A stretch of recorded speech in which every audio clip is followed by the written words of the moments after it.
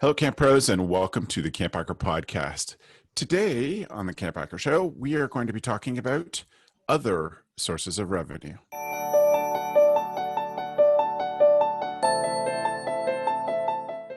How are you doing, everybody? I'm Travis Allison from Go Camp Pro. I am a summer camp marketing and strategy consultant, and I help camps tell their stories better to more families. Hi, everyone. I'm Chris Hudson. I'm the camp director at Camp Highlight, a camp for children of LGBTQ families. Hi. And my name is Gabrielle Rail, and I'm one of the camp directors of Camp Waro. Camp Waro is an all-girls camp in the Laurentian Mountains of Quebec, Canada, and we focus on creating a positive female community, and we do that while speaking in French and in English. My name is Joe Richards. I'm the executive director at Pierce Williams Summer Camp and Retreat Facility in Fingal, Ontario. We're located about halfway between Detroit and Toronto, and we do mainly summer camp, but year-round retreats as well.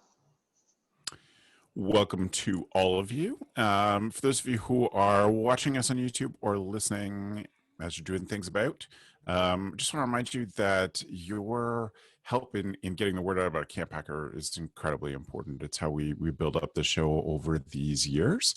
If you go to ratemypodcast.com/camp, you'll see a place there that you can leave us a rating or review, and that does really help us get seen by more camp pros. So today, as I said, we're going to be talking about other sources of income, other sources of revenue for camp, how we can be creative about it.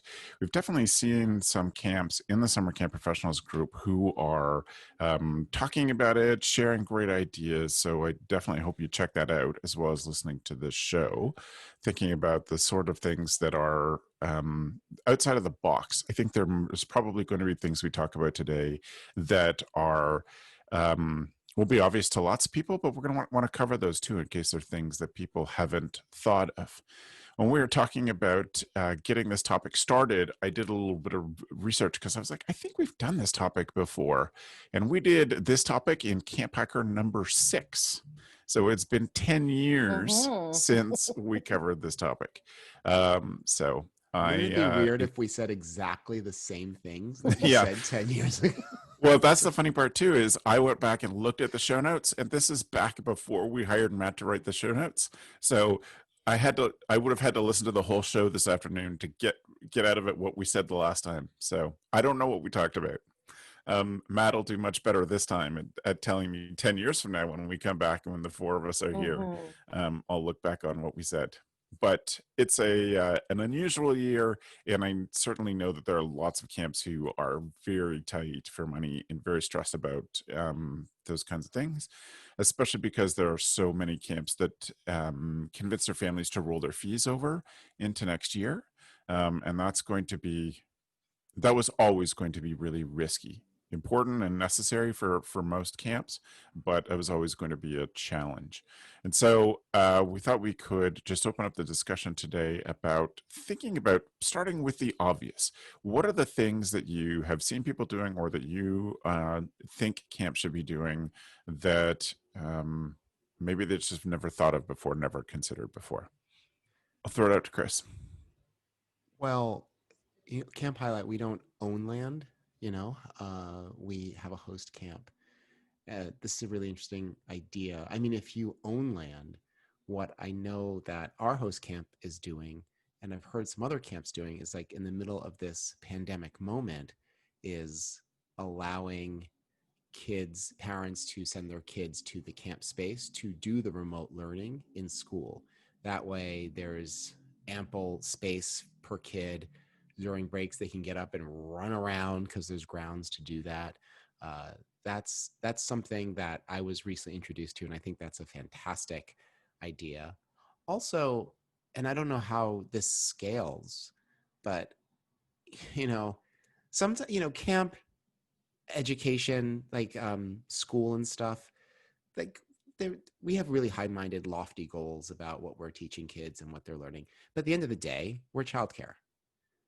And and somehow that it's like deflates the balloon, right? Like, oh, but we're camp professionals, we're that, but this is also childcare, and we're childcare, and we're very special. Yeah, we're special childcare, But in this moment, I think a lot of parents might just be interested in the childcare part of that. Like, we have access to a lot of people who are comfortable around children, making activities, making and enforcing boundaries. And in this moment in time, I think that is what a lot of parents might be interested in. Now, again, I don't know how you scale that because it is a pandemic moment. And the same reasons that stop that from scaling to be very, very profitable are the same reasons that stopped us from running camp this past summer in the first place. But, if we're just talking about ideas, that's an idea that I think could really get some steam. Yeah, I've definitely seen camps that are doing it. I think that's really creative. And as you say, a good way to serve our families is to be able to provide a place to do that. What do you think, Joe? I know this has been something you've put a ton of effort into in the last 6 months, thinking about other revenue. Yeah, specifically, right? So to note that what our normal revenue is, right? So our normal revenue for most camps can be broken down into four things. You have summer camp fees. Most camps do some form of outdoor education, and then retreat rentals or group rentals of a facility if you own a site. And then for charities, you can also go the donation route. So those are all forms of revenue. The pandemic shut down shut down retreats, summer camps, and outdoor ed. And outdoor ed's not going to be a thing locally until, at the earliest, it would be the fall of 2021, because the schools have mandated that there's no class trips to the end of the school year, which would be June of 2021 right now. And so what we did for alternate forms of revenue, the biggest thing we tackled this year is we became a quarantine facility. So this was for migrant farm workers who are coming into the country, still have to do a 14-day quarantine in Canada. And we went through a month-long process with our health unit to set up what that would look like. They didn't say this is what you have to do. They just said, well, what would you do? And then we made it up. And then they said, well, can you change this? And I'd be like, yeah, I can change anything you want. And so after a month, we did generate some money out of that, probably between $50,000 and $75,000, which is better than a kick in the seat of the pants, but not enough to cover our insurance and property tax together, right? Like, it just simply doesn't cover off those things. So that's what we tackled this year. I think the ideas, as you think through what is possible, so one of the ideas, and I don't fully know how to do it, years ago, we tried to fill out the form that you would become a film location. And I know this was discussed on either Camp Pros or on the Slack, to become a film location. But at this moment in time, that might actually be better, because if a film or a television show needs to record and keep their people separate and a bubble, in quarantine, you have the built-in catering facilities, sleeping facilities, all of those things at your camp. So that's one thing, and we've been exploring that. We also have been exploring the idea of renting our outdoor space to groups with no program offered. So Girl Guides in Ontario is under direction that they can only meet outside. And a lot of the churches locally that would normally host Girl Guides have said no to hosting them. And so we're like, well, we have huge covered porch areas that aren't being utilized right now. And for a very minimal cost, you can use it, once a week and do whatever. There has to be some cost associated, and bathrooms is a wholly other question, because we don't know we haven't started that sort of thing. But then there's other ideas that I think the pandemic is the limiting point here, as Chris said, right? That we're in this specific moment. And so for someone like a Camp Highlight or a camp that doesn't own a facility, one of the ways, set aside the pandemic for a second, one of the ways that you can generate not only revenue, but also interest in your program would be to offer exactly what Chris said, which is childcare in a different form, which is the entertainment side. Our staff are really able to be the entertainers. And this reminds me, in London, Ontario, which is half an hour from my house, I used to be a member of something called Laugh Guards. And this is in the 90s, and Laugh Guards was still exists. And you can rent them to do things like singing telegrams or run your Christmas party. Or I have been in a bar dressed as Barney the dinosaur in the late 90s. Santa Claus, all of these things.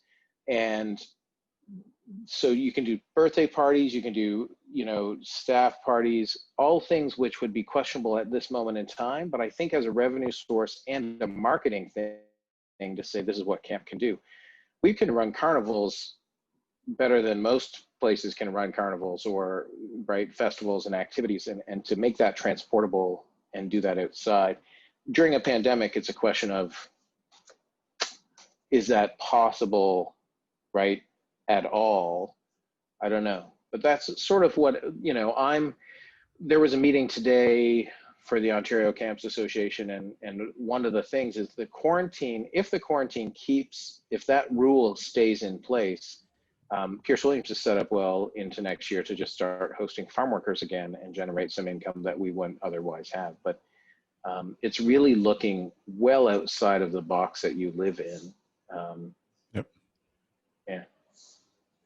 That also makes me think that there might be some equipment rentals that some camps could do with some of the gear that they have a lot of that's, you know, fairly industrial and could handle an outdoor school group coming, or scouts or something coming to use something that you have.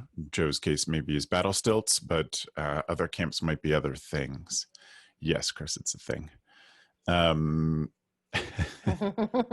Well, Travis, just to go to that, I do have this. I have questions though about what was Battle just stilts, said. I believe, has been a tool of the week. But the idea there, right, is that we at camp, especially at camps that don't have a ton of cash, we have all of these DIY games and activities that are more industrial, because you're building them so that kids can't, right? Kids can't wreck them. And so everything from cornhole games to stilts to, you know, giant Connect 4 to giant Jenga to 9 square in the air, all of those are things that people don't want to invest the money or time in, and I think equipment rental is something that it would be a possibility there as well. Yeah. The just like family reunions or family gatherings and things, it would be backyard things you could rent out. It's not a ton of money, obviously, but I think it's a creative, like we just want you to open up your brain to what you have that other people need. We've talked a lot about staff skills, and but there are other things out there that might get you going. Gab, what do you think about sort of real traditional things that people might not think of that other camps you've seen doing? I think start with your mission statement, and you don't need to be limited to your mission statement, but start with your mission statement and ask yourself the question, how can I do this not on camp property? How can I do this online?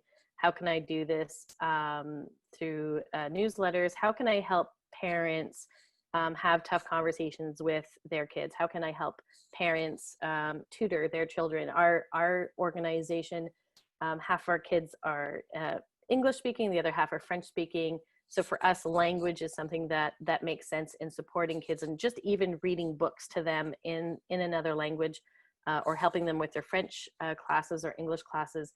But I think if you sit down with your mission statement and you start branching out, word mapping out all of the things that you do that you don't need a site for, how does that translate online? And I think, yes, right now with the pandemic, it's smart to start looking at that. But I think post-pandemic, if you've planted these seeds and roots have grown, this can be a completely different program that you can offer families, and not even just families from your organization, but word of mouth spreads and other families. And you're giving perhaps hopefully also jobs to your staff members where they do need finances, and they're having a hard time finding jobs. Some of my staff members right now are going back to the reading book piece, where they are just offering to read story time to some younger campers while parents are getting dinner ready. And Yeah. they're not there to supervise the kids, obviously, Yep. but it's just giving them a break, and they ask them about their day. But you can see how this could really translate into so many different options. And I've been taking this month to really think about what would Waro look like if it didn't have a facility. What could Waro offer if this place no longer existed? What do my staff members know? What kind of training would they need? And I'm going around in circles in my own brain. There's so many options, and sometimes it feels like the more you think about it, the more you go down a little bit of a rabbit hole, because you can see how much work it would take. But sort of let yourself dream about these things and see what could stick and what is possible. And so for me right now, I'm trying to think of one of the venues I'm looking through is our mission statement, and how can we do what we do all year round, not on our site. You know, speaking as someone who doesn't have a site, we have some stuff, like Travis was saying, like we do have some, and Travis and Joe were saying, we have some industrial games and stuff that we use, but you know, they're all stuck in storage. But the one thing that we do have is our staff. I'm just high-fiving what Gab said, is our staff, and our staff is available usually throughout the year. And that is really what we are bringing to the kids. And that's really the resource that the parents want for their kids. And because these connections are enduring. I don't know what to really do with that, because there's a lot of complications about opening up, you know, whatever your babysitters club or whatever you're thinking of. There's a lot of complications that come with connecting campers to staff in the off season via phone or Zoom. And it's all the stuff you're thinking about. It's all the stuff we have to think about during the year, but now it's virtual, and it could get really, really complicated. However, if we're just talking about ideas, there is definitely something there about using your staff as a resource. And like Gab said, you know, a lot of our staff may really welcome the opportunity to do what they love to do and perhaps make some money doing it.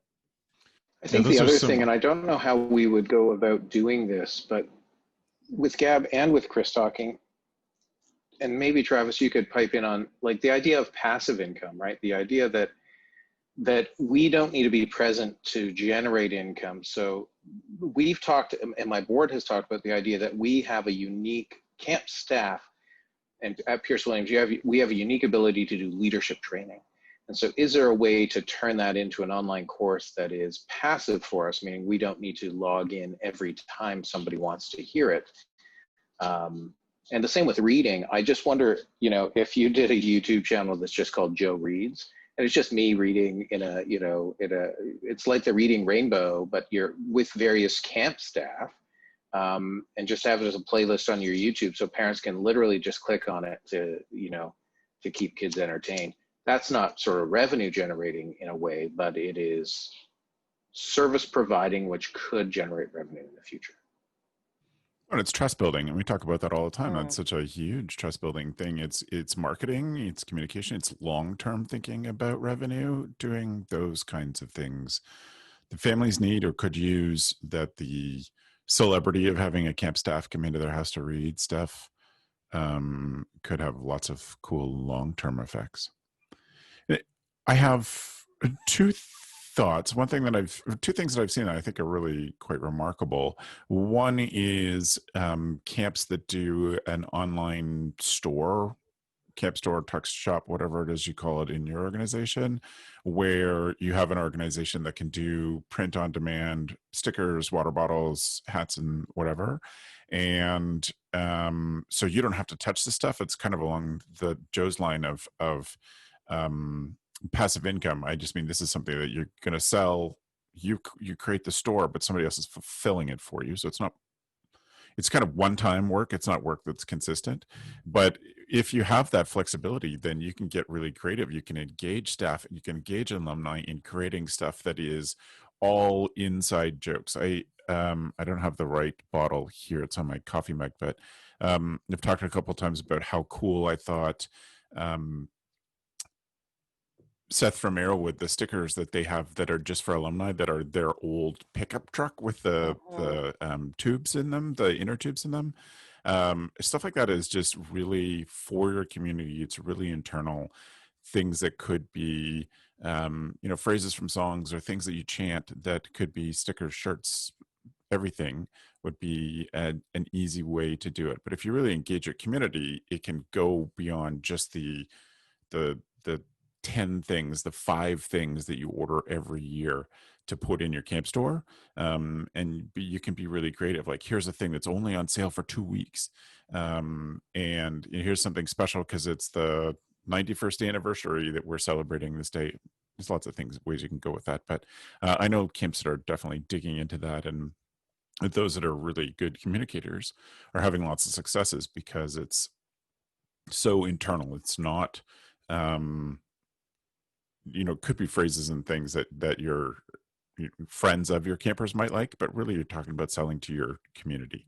And that's an easier way than just, becoming I don't know, what's a cross-border version of this, but, instead of you becoming the roots of your camp community, it is something that is, a full-on outdoor brand. You're just serving your community. I think that's a good way to get things going, that you can price stuff at such a point that you're going to make real money off of that and provide a service to your camp community.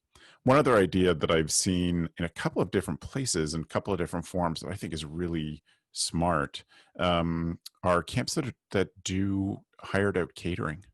And we have a friend in Michigan who does that, and they have a year-round kitchen staff, and they're doing, Jalisa, who's been on CampHacker a number of times at her camp, they're doing the on-site school, like Chris described. They do hired out catering.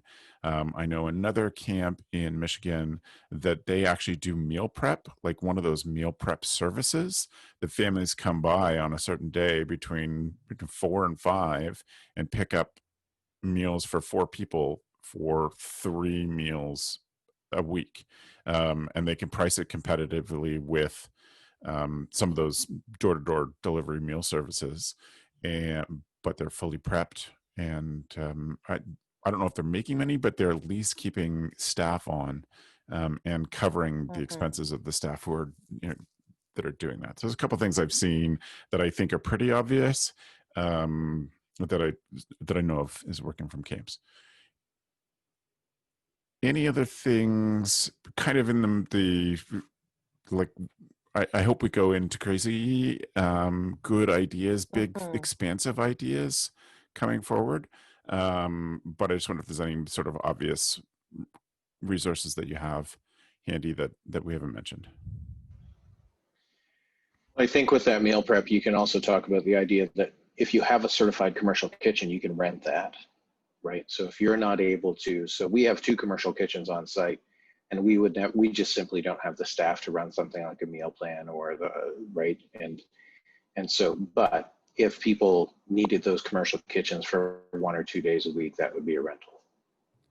That's such a great idea, Joe, because there are lots of people have lost their jobs, and so they're getting creative. People are, creating jam companies and candle making companies and all of those things. If it's something that's food service, I mean, we know this here in Ontario, it's different in places where other camps are, but food service is a highly inspected, highly skilled to be in compliance. And if your camp can lead people through that who have, they've been making salsa this fall and shared it with their friends, and everybody's saying, you should sell this. And they have to be inspected. They have to have, a set, as Joe says, an industrial commercial kitchen. That is a really cool offer to put out to your community. Yeah. Not just your camp community, I mean, but to the community that's local to where your camp is, in the city or outside, would be great. So you ready for a big idea, Travis? Unless Chris has a small step idea before we jump to the big steps. Yeah, before we get to Joe's world-shaking idea, just 2 things that shook out of my head is, well, and Joe already referenced this, but trainings is something else that we can certainly engage in. 100%. As camp directors and camp staff, we know a lot.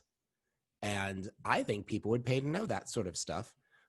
For whether they are childcare professionals themselves, whether they are people who are just trying to get a better grasp of children, whether it's people who are not necessarily in the business, who want to learn a little bit about spontaneity and fun and just all the parts of our job that we think are very child-centered but really aren't, like boundary settings, um, excuse me, everyone, like boundary setting.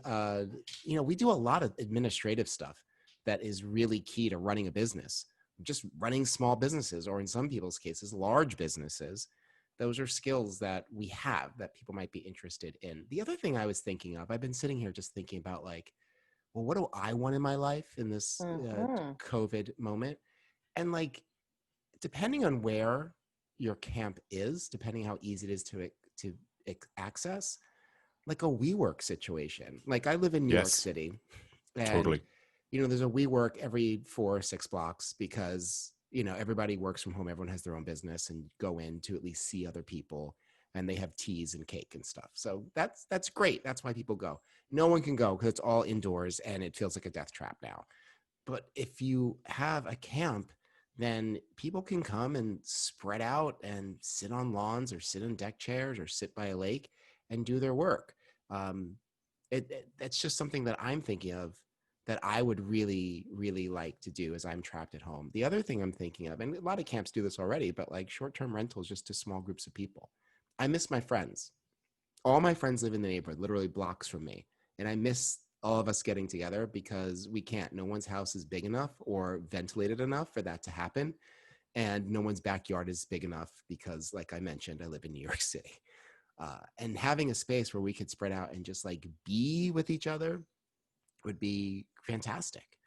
So yeah. Now I think we're now ready for Joe's idea that is just going to Well, I want to go knock to your off. WeWork. I want to add just to his work Yes. Yeah. thing, because I had the same idea, and I had this idea that going forward, as I think the pandemic's going to change the way people work, period. I think that you're going to see a 100%. lot fewer cubicle farms, and you're going to see more people working from home.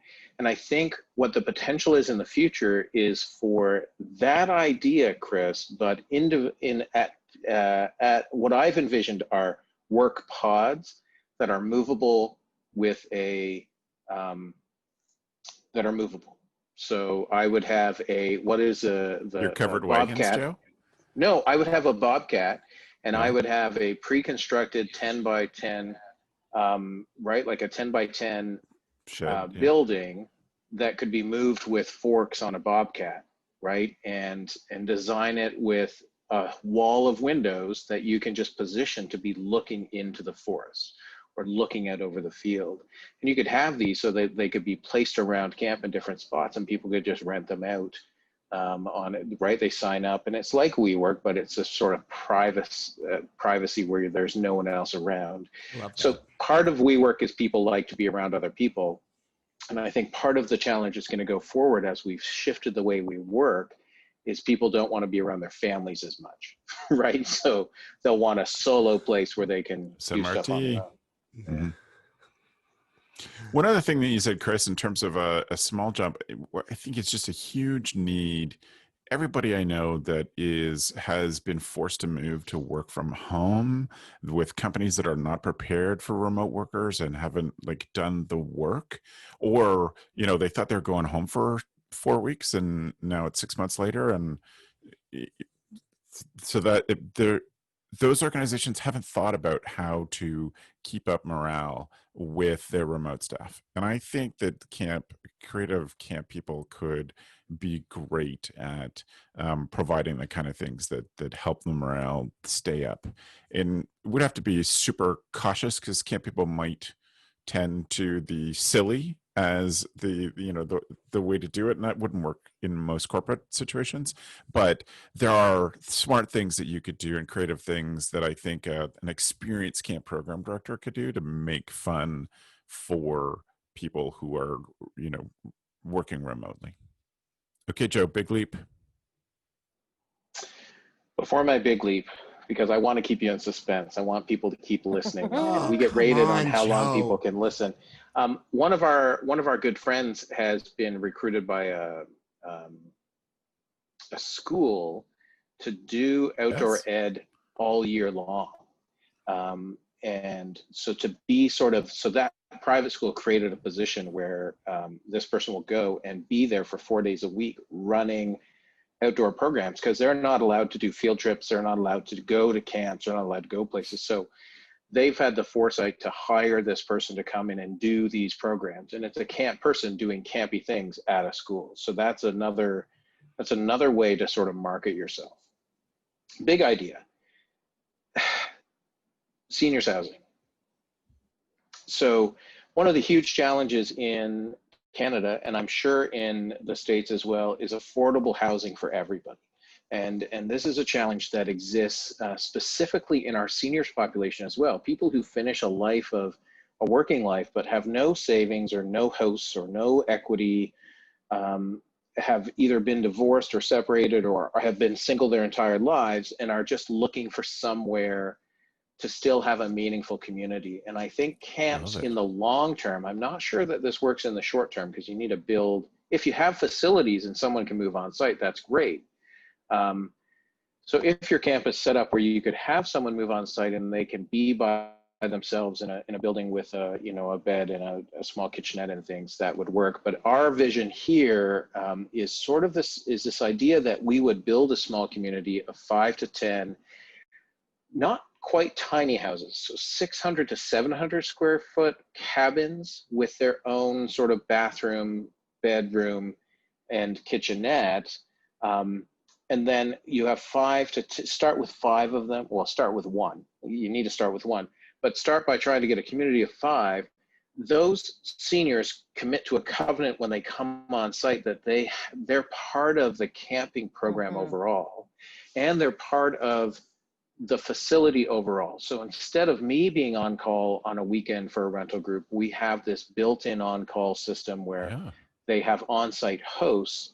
And I know Ferncliff does this. Ferncliff in Arkansas has done this, who's a friend of the podcast, and they have a house where volunteers live and do this on-call thing. But the idea of seniors housing is that you would have an intergenerational program with your summer camp that would allow the kids to interact with these older adults that are either parental or grandparent figures that they may or may not have. Plus, it gives these people, the older people, the seniors, a community to live within that gives them purpose in their lives and takes care of the loneliness quotient, and is different than a retirement home, and it's different than a nursing home. It gives them a sense of purpose and allows them to do something positive and be part of this community. Just an idea, small. It's a really interesting idea. Chris, I see your social worker face on. Tell me what you're thinking. I mean, that's a very interesting idea. It would be, I mean, it's sort of like you'd have to hire this person. It'd be someone who is in need of this, in want of it, and also is the right person to be that. Yeah, there's a few challenges, and we're thinking through some of this as well, right? Is that you need to be able to vet the people you rent to. And is it rent? Is there a physical exchange of money, or is the exchange the barter system where they're helping with maintenance, they're helping with program, they're doing these things? Is there? I know the United Church of Canada, which we're affiliated with, has a facility in Beamsville, Ontario, that is 44 houses that are it's a retirement community of 44 houses, all under 1,000 square feet. And you can only rent there if you're a pensioner of the United Church of Canada. So if you received a pension from the United Church. So I could put my name on the list because I receive a pension. And when I turn 65, I could move there and live in this very tiny house, small house, but you're part of that community. And so there's other challenges with an idea like this, because bylaws and whatnot put limits on who can live on your site. Right now, we're a one auxiliary residence, which is the one I live in, that is allowed year round. But I think the vetting process, Chris, would be the big thing. How do you know that person is going to be, that's the covenant, right? That they sign this, they agree to this, they're vetted with police checks, all of the regular things that our staff would have to have. And if they don't meet the requirements, they lose their house or where they're living. It's hardcore. It's But there's interesting though, because we're talking yeah. about building revenue. Like, is that a revenue generating thing? Because I'm not sure which way the So money's going. yeah. I love the idea. I think it's an important idea. I think it's, I mean, I don't want to say revolutionary because your head's going to swell, but I think it's a very, very interesting idea. It's just, when it comes to revenue generation, I'm not certain that it's the idea. The short-term revenue generation is that there are tons of government programs that will invest money into this. So the building of the buildings and some of those things would just be government grants to take care of it. So if there's no cost to us, it's actually revenue generating because we're getting assets for that. And I think that this is the key to whether it's barter or whether there's rent. I think there has to be a buy-in, because the challenge with renting anything, as if you haven't figured it out yet, or if people haven't figured out, that the challenge with rentals or giving someone something for free is that what is their buy-in to own that thing, right? So I live in a house here at camp for free. So what is my ownership over this house? And I just was always like, well, I need to live here, so I need to keep it up, right? Like, I want it to look good. I have a wife that that wants it to look good. And so I'll do the repairs and we'll invest the money, even if it takes some of my own time on a weekend. You know, I have no, because I want camp to be better. And I think that would be the hardest part of this, is how do you find seniors who buy into this sort of program? Mm-hmm. I also wondered about this fact, talking about revenue generation, Chris, and well, to everybody, we have a winter coming up here in North America. And one of the biggest problems is homelessness. And what some camps are winterized and unable to house other groups, but could you somehow for a few months turn yourself into, with funding through government, once again, government programs, could you turn yourself into a place where you could house homeless? Yeah. And that becomes more difficult. And we've thought about it as someone who lives on site. How do you deal with drugs or alcohol or things that people associate with homelessness, right? That people are homeless because of these items, and drug dealers driving it. We've done, in dealing with campers and families in need over the past 20 years, we've had, during certain, poverty camps, that's a horrible term. Yeah, I was just gonna call you out on that. I do not enjoy that at all. Matt, you can edit that out. During certain programs we've offered, we've dealt with dealers driving into camp because their people are at camp. And so you need to start to think through some of those processes before it happens, for security and all of those things. So those processes are the same that what you're saying is associated with homeless people. I just associate with adults.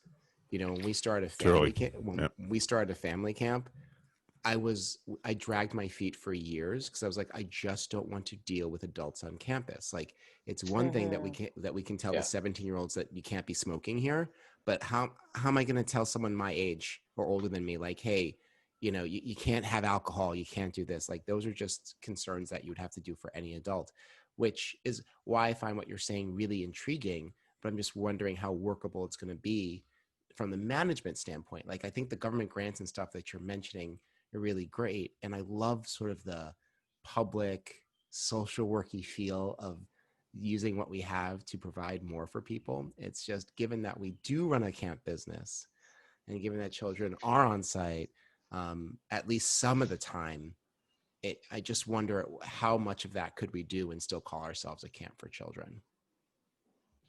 Well, I think that's I the want to be point. careful not to Is get I too far don't. into the weeds in this, Joe.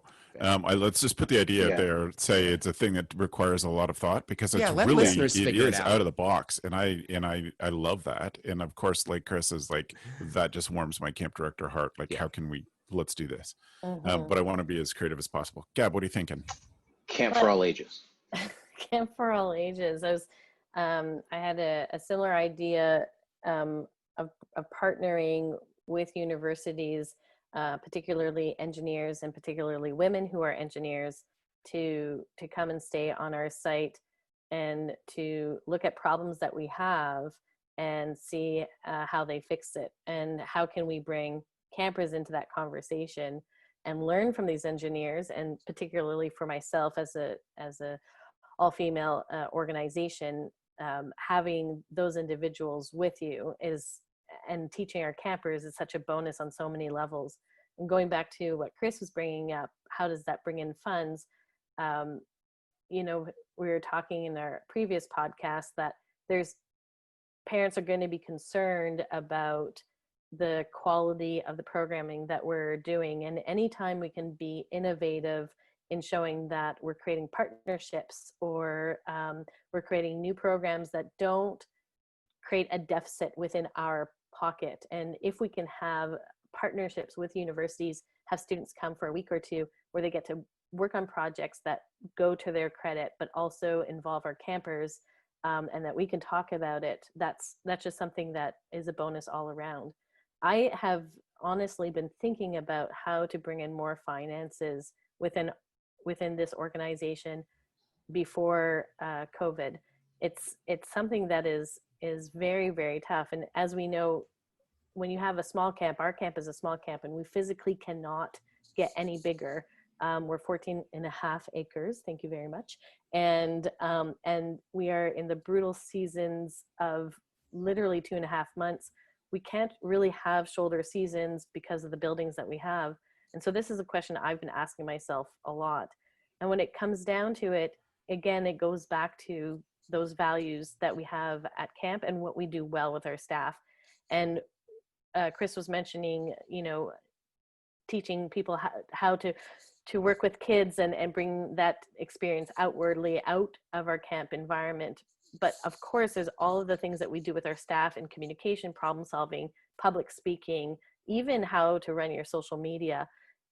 It's really about tapping into what you're good at and what your staff are good at, and trying to push a little bit the imposter syndrome aside and saying, you know, I'm just a camp director, or this is just what I do, and really look and say, how can this help other individuals? And if people are willing to pay for it, it's because they need that service.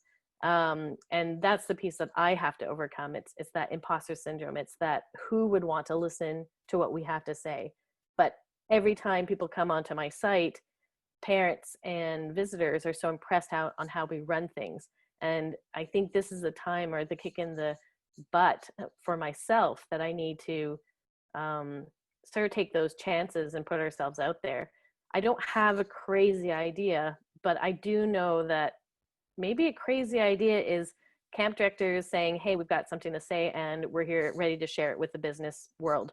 And we're here to teach you how to lead with kindness. Maybe that's the crazy idea, you know? Yeah, I love that.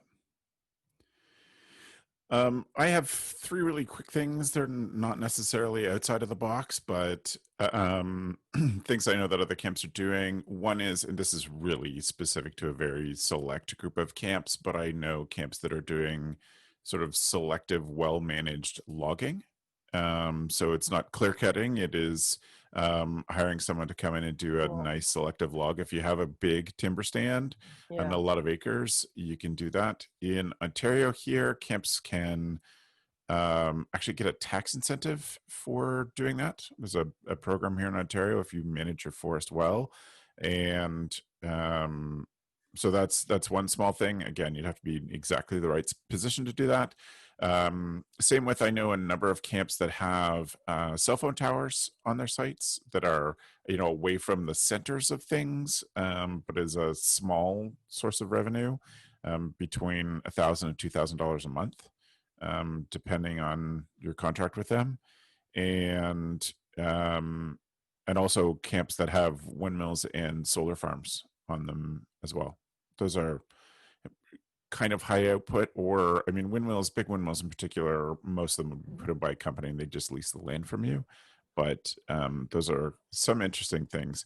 And one that I would say is a bigger project, one that I think is a natural alignment along the lines of what everybody's been saying, but Gab most recently, is that if your camp took on some form of local parent, being the local parent resource, whether it's the, I don't, and there's lots of these already, but the New York City Parent Magazine, if you're the low cost version of that, but it's hyper local to a particular neighborhood in your area.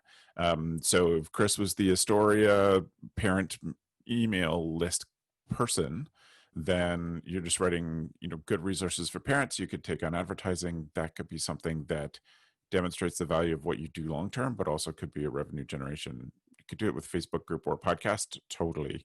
But I think the easiest way would be to gather some resources in an email newsletter that people pay per month, like $1, and to be a part of it. And then that's enough that you could hire some staff, or you could do it yourself, but that you have the double effect of building trust within your local community and potentially some revenue stuff.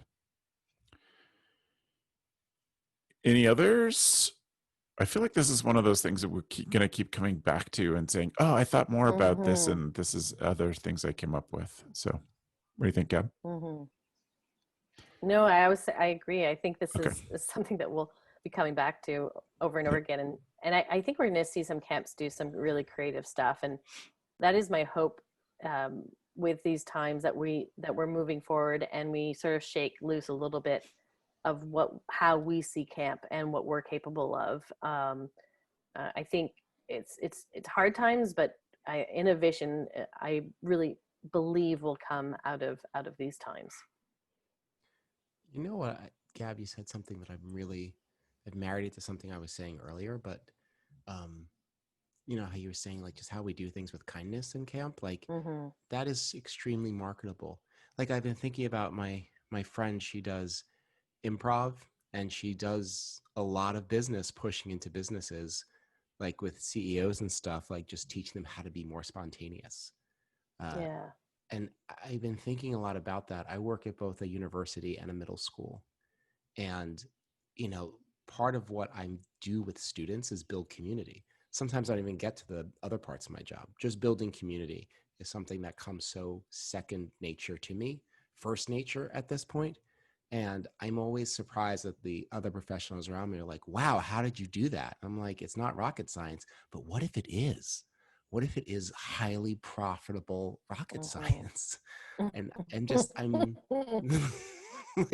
like Travis says, I think we're gonna come back to this. I think there definitely is a market for camp people to go out into the rest of the world and just teach people, how do you build community? Like, how are you kind? How do you make everyone feel included and worthwhile? And even more thematically, how, in addition to what you're talking about, how do you get over hurt? There's a lot of hurt going on, just let alone the politics, but really just coronavirus hurt. How can we help with that? And sure, how you had an stay idea. positive. I had the thought that this is a trap that I think everybody falls into, is that we think other people know what we know. Totally right. Completely right. I think that the knowledge we have is so unique, because you can, when you think about the last time you ran an outdoor ed program, and the teacher saw an activity that you have known for 25 years, and they're like, that's the best thing ever. And you're like, well, doesn't everybody know this? Because everybody knows this. And the reality is they don't. And I think that it's the same. And Travis and I have had this conversation, right? Like, what I read on the internet or what I see on the internet isn't the same as what any of the you three see on the internet. And that's the beauty of the tool of the week segment. And that's right? Those are the beauty of it, that we're sharing these things. And I think that that's what camp has to offer the business world, is something that we don't know, but because we think they already know, and they're just idiots at it, apparently. And we shouldn't limit ourselves, really. No, yeah. And also, it's a bit of imposter syndrome. Mhm. You know, it's a bit of being like, well, what do? I just play with kids all day long. Like we do so much more than that, and it's part of breaking out of that conditioning from our friends and family who we Yeah. tell them what we do, and they go, "What? That's a job?"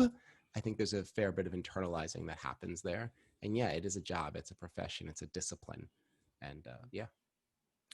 How amazing if one of the net positive effects of all of this change is that somehow camp people are able to lead, show the value of what we do, and in our own small way continue to push the value of youth development. Like, as a society, everybody undervalues what we do because they don't place a lot of value on youth development. And if we can use this opportunity and be really creative to increase the value of youth development, then, it's one of those camp effects. It just keeps going and going and going. It'd be a really fun outcome. That feels like a really good place to put a pin in this discussion until we come up with other crazy and good ideas that are outside of the box that, we can bring them up in another show. So thank you to the three of you. So we'll do our tool of the week. So today we are each brought a tool that makes us a better camp director. And Chris, I love yours. I'm excited for yours. Tell us what your tool is, please. All right, everyone, get ready. I thought long, I thought hard. I was like, what Seat makes belts. me? Yeah, get your seatbelts. You know what? Just put on a whole crash helmet, right? Because this is going to blow your mind. This is the thing that singularly in 25 years of camp has made the difference every single summer. And when I forget it at home, it's either I get a rush out to buy one or I just give up and, just forget it. The whole camp season is over before it starts. And that is a watch. Now, I've been doing this long enough before cell phones were a thing, right? And it was actually, it's still super important for a couple of reasons. One, before cell phones were a thing, if you didn't have a watch, but you had a schedule, it was already, you were done before you started. There was no way you're going to keep on schedule. Your kid's going to be late everywhere they're going because you're late everywhere you're going. You don't know what time it is. Now it's cell phones are a thing, and I do get this pushback from counselors, but I'll have my phone. Well, one, do you want your phone? Do you want it at the pool? Do you want it at fishing? Do you want it on the field? No, because we're not responsible if anything happens to it. The other thing, you don't want to whip out your phone in front of the kids all the time. They can't have their phones. And the moment they see yours, it's going to be take a picture. Can we hear music, et cetera, et cetera. And you just wanted to know if you were running late for dinner. A watch is something that we mandate that staff has. They try to forget. We tell them that they won't be allowed on site without it. It sounds so simple because it is. Just simply knowing what time it is changes your whole day and just changes like your relationship with the schedule. So that's it. That's the tool of the week. Wear a watch. Just in my regular life, when I'm not wearing my watch, I'm sad. There you go. It's not just Mood regulator and Yeah, time. it's just comfortable to be like, oh, now I know what time it is. But outside of camp, honestly, wearing a watch, and not like these fancy Android watches and iPhone watch, wearing a watch so you do not have to access your phone just to tell the time will change your outlook on the day. Because I've gotten into the habit, like so many people in this modern age, of taking out my phone and just walking from point A to point B while texting and looking at stuff. And honest to God, I just took it out because I just wanted to know if I'm on time for the train. But instead it becomes like, let me check every kind of social media I have. So wear a watch to make you a better camp director and just make you a better person. Good one. Gab. My tool of the week is wax cardboard. It's the cardboard that typically your chefs get delivered their fresh produce in, and it has that waxy feel around it. And I was thinking about wax cardboard actually 2 weeks ago because I was doing some recycling for my folks, and I was with my dad, and there's a bunch of just cardboard boxes that we were breaking down, and we both spotted a wax cardboard, and we're like, oh, wax cardboard. And we were very excited to find that box. And so we divided it in half, and he has one half, I have the other half. It's, you know, cut that up in strips, put it in overnight packs, put it on day trips. If you want to start a fire, wax cardboard is an amazing starter kit, fire kit. And if it gets wet, it doesn't matter. But I try, every time our chef is putting everything out for recycling, I'm always going through the recycling to pull out these wax cardboards. I look like a crazy person, but they're awesome, and your staff will thank you for it. They'll be like, I'll say, use this, you know, here's 2-3 strips of cardboard, and they're like, the fire start right away. Yes, it did. And it's free. So there you go. And wax cardboard is usually thicker Mm-hmm. and obviously a bit water resistant, and you can use it to carry lots of stuff around camp, including firewood from place to place. And if you're not watching us on YouTube, you should be, because Gab is showing us her wax cardboard she has sitting beside her desk. Right beside me. Perfect. Joe, what's your tool? I thought I would take over the Dan Weir portion of our tool of the week and do a book. So Nice. The book I have is called The Laws of Simplicity by John Maida. It is a very short read because he wanted to keep it simple, but it already made me think of some things as I was reading through it, right? He has the laws set out in sort of packs of 3. So if you can only have time for 3, you're going to start with reduce and organize and time, right? And so, but then you build on those with the next 3, and then the next 3 to get to the 9 laws. And it's a really good way to look at everything you do.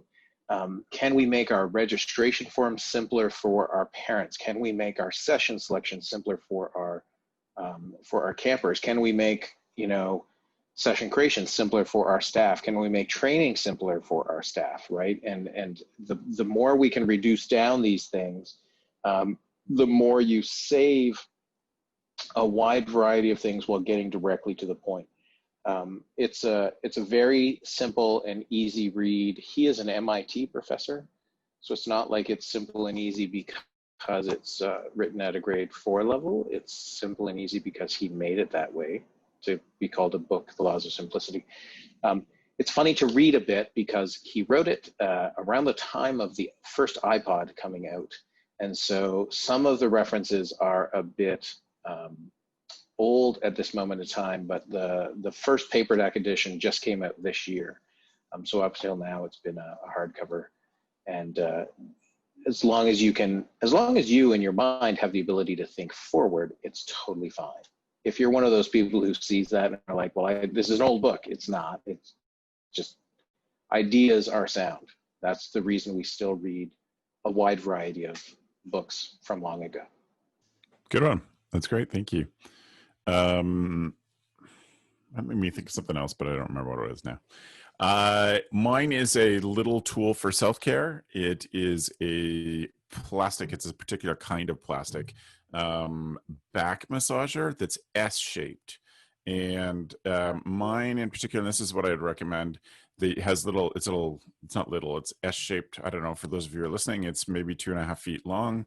And it allows you to reach behind, but one of the curves, the S is behind your back, and pull on it, and then just work on the knots in your back and shoulders. The one that I'm recommending, and you can find it in the link, as usual, go to camphacker.tv/podcast and look for the show notes for this episode. And mine has, all of them have a series of plastic knobs on top of the structure that you pull on. And mine has knobs in 2 different shapes. So one a little more aggressive than the other. And I assume that most of you spend most of your days in front of computers. And on top of that, I tend to carry my stress on my neck and shoulders. And so I am usually full of knots and stuff, and it is great for the kind of massage.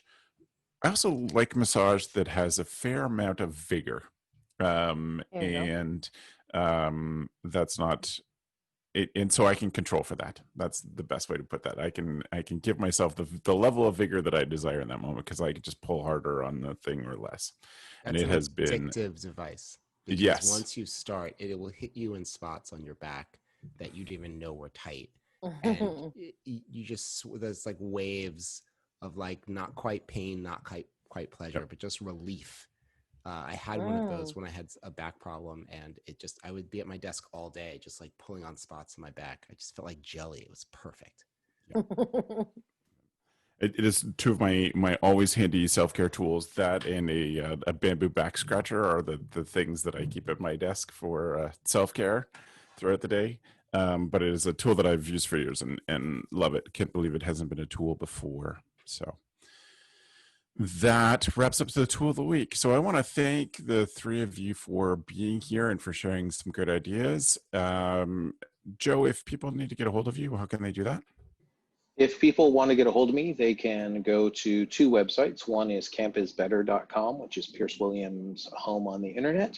And the other is yoyojoe.com, yoyojoe.com. Pretty good. Thanks, Joe. You're welcome. Chris, people want to get a hold of you? People can check out camphighlight.com. They can follow Camp Highlight at Camp Highlight on Instagram. You can follow me personally on Instagram at PlanetChris1. Or you want to say hi, you can DM me on Instagram or email me at chris@camphighlight.com. Perfect. Thank you, Chris. Sure. Gabz? You can follow me on Instagram at Gabrielle Rail. And you can also check out where I work at waro.com. And you can also email me at Gabz, G-A-B-Z, at waro.com. But probably best to DM me on Instagram. I'll be responding a lot quicker there. Excellent. Well, Gab, thank you.